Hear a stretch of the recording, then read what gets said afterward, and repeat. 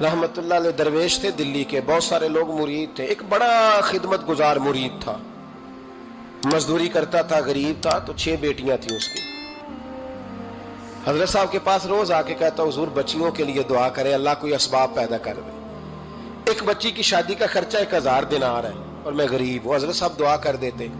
खानका शरीफ के थोड़े ही फासले पर, हजरत जहां बैठ के मुरीदों की तरबियत करते थे, उससे थोड़ा ही फासले पर ना एक ईसाई रहता था, बड़ा मालदार था, बड़ी सारे ऊंट, गायें, भेड़, बकरियां रखी हुई थी, और हजरत शरफुद्दीन रहमतुल्लाह अलैह की बड़ी मुखालफत करता था।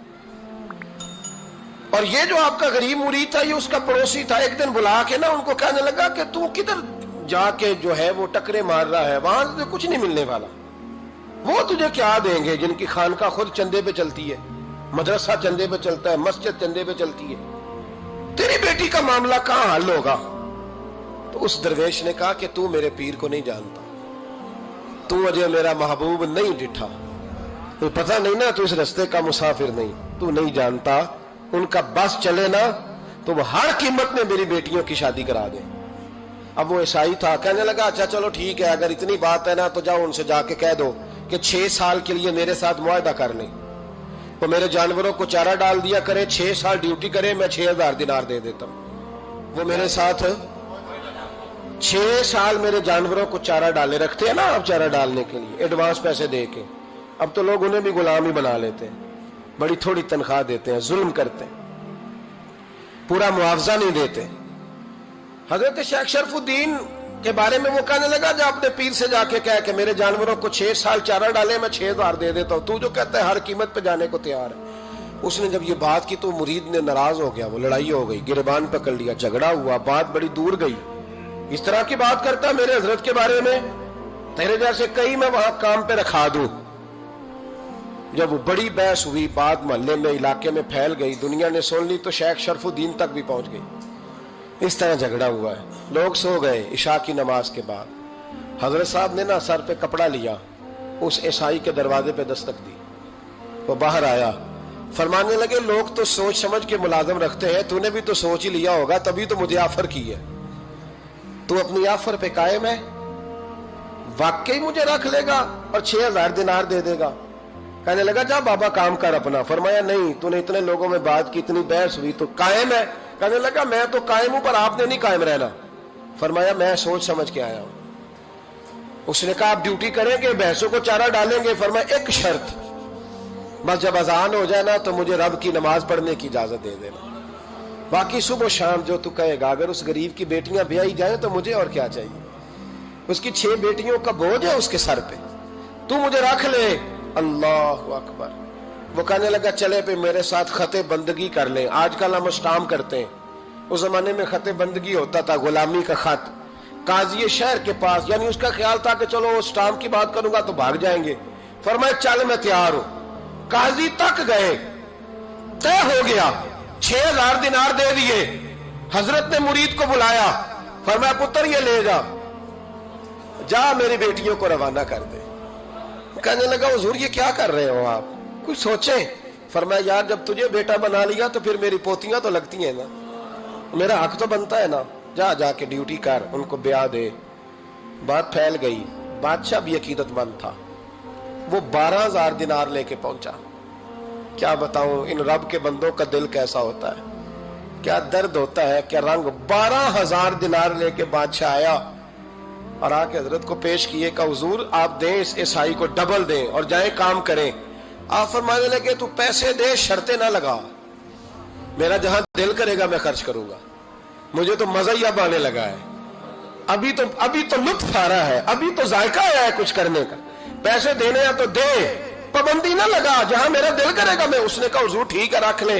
हजरत ने फजर मस्जिद में पढ़ी, जेब में 12000 दिनार थे, ऐलान फरमाया भी किसी और की बेटी भी बैठी है तो पैसे मेरे पास है।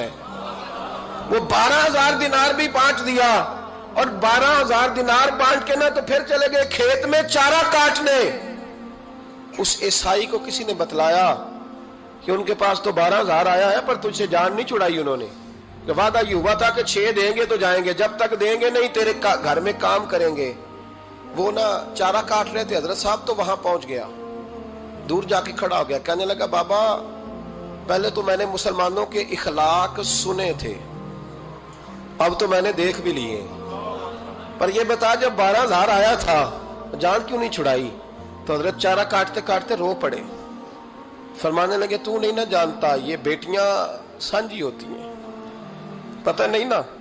میرے رسول پاک نے تو حاتم تائی کی بیٹی کے سر پہ کپڑا رکھ کے کہا تھا بیٹیاں برابر ہوتی ہیں، تو یہ نہیں پتا جب اس کی 6 بیٹیوں کی شادی ہوئی ہے میرے اندر روحانیت کتنی بڑی ہے۔ فرمایا پھر 12,000 آیا ہے تو 2-4 بچیاں پھر گئی ہیں، تو یہ نہیں پتا میں اندر سے راضی کتنا ہوں، میں تیری نوکری کرتا رہوں گا، پتہ نہیں اللہ کتنی بیٹیوں کو بیاہ دے گا۔ اتنا رویا وہ عیسائی کے پیروں میں بیٹھ گیا، کہنے لگا بابا میں نے تیری مخالفت کی ہے پر تیرے قریب آ کے پتہ چلا ہے کہ تو بہت اونچے اخلاق کا مالک ہے، اور اگر تیرا یہ مقام ہے تو تجھے اخلاق سکھانے والے محمد عربی کی شان کتنی ہوگی۔ ظالم کی بولیے جاتے نہیں لوگ جھوٹے گواہ بن کے، وکیل صاحب کو نہیں پتا ہوتا کہ یہ بندہ مجرم ہے جو میرے پاس آیا، کیا مجرموں کے وکیل نہیں ہوتے؟ بولے تو اس کو پتہ نہیں ہوتا وکیل صاحب کو کہ یہ صاحب مجرم ہے، میرے پاس مقدمہ لے کے آئے، اور اگر بے ادبی نہ ہو جائے تو میرا خیال ہے قاضی عدالت کو بھی پتا ہوتا ہے کہ مجرم کون ہے اور مظلوم۔ میرے نبی پاک صلی اللہ علیہ وسلم نے اس قدر زیادہ سختی فرمائی اس مسئلے میں، فرمایا جس کو پتا تھا کہ فلاں آدمی ظالم ہے، ظلم کر رہا، پھر وہ ظالم کا گواہ بنا یا اس نے ظالم کی مدد کی، کتنی کی؟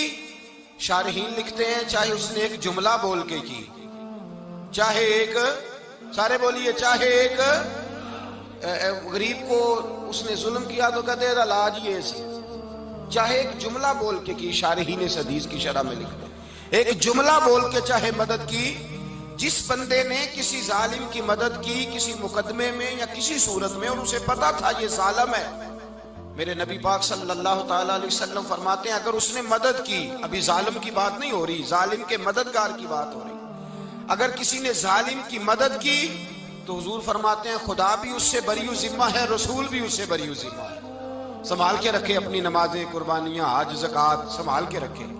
اگر ظالموں کا مددگار ہے، الیکشن آ لینے دے، آپ کو نظر آ جائے گا کون کون ظالموں کا مددگار ہے، نظر آ جائے گا۔ اپنی جیب سے لوگ پیسے دے کے ظالموں کی مدد کریں گے، ان کے فلیکس چھپوائیں گے، بورڈ لگوائیں گے، جیبوں سے پیسے دے کے۔ ہم نے خود آگ لگائی ہے چمن میں اپنے، بے سبب گردشی ایام کو الزام نہ دو، ہم نے خود نور کا ظلمت سے کیا ہے سودا، کر کے توہین سحر شام کو الزام نہ دو۔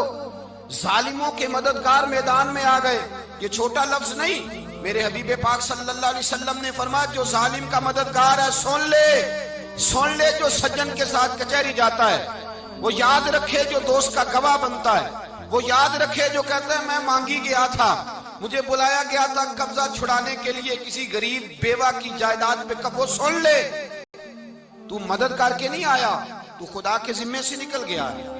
رسول پاک نے فرمایا تیرا میرا تعلق ختم ہو گیا، تو ظالم کا مددگار ہو گیا، پھر تو کہتا میں بے چین ہوں، میں بے قرار ہوں، میں آزمائش کا شکار ہوں، پلٹ کے دیکھ تو صحیح تیرا گناہ کتنا بڑا ہے۔ میرے نبی پاک صلی اللہ علیہ وسلم کا ایک اور فرمان سن لیں، ابن ماجہ ابو داؤد میں موجود ہے، اس حدیث کو آپ نے یاد کر لینا ہے، کر لیں گے انشاءاللہ، سارے کہیے انشاءاللہ، کر لیں گے یاد۔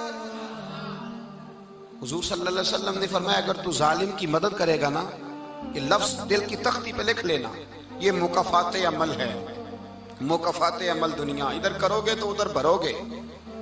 فرمایا اگر تو کسی ظالم کی مدد کرے گا، سن لے حضور کا فرمان ہے، اگر تو ابن ماجہ ابو داؤد سیاہ میں موجود ہے، فرمایا اگر تو کسی ظالم کی مدد کرے گا تو رب تعالیٰ مرنے سے پہلے تیرے اوپر بھی ظالم کو مسلط کر دے گا، تیرے اوپر بھی ایک دفعہ ظلم ضرور ہوگا اگر تو ظالم کی، وہ کسی صورت میں بھی ہو سکتا ہے، کسی صورت میں بھی۔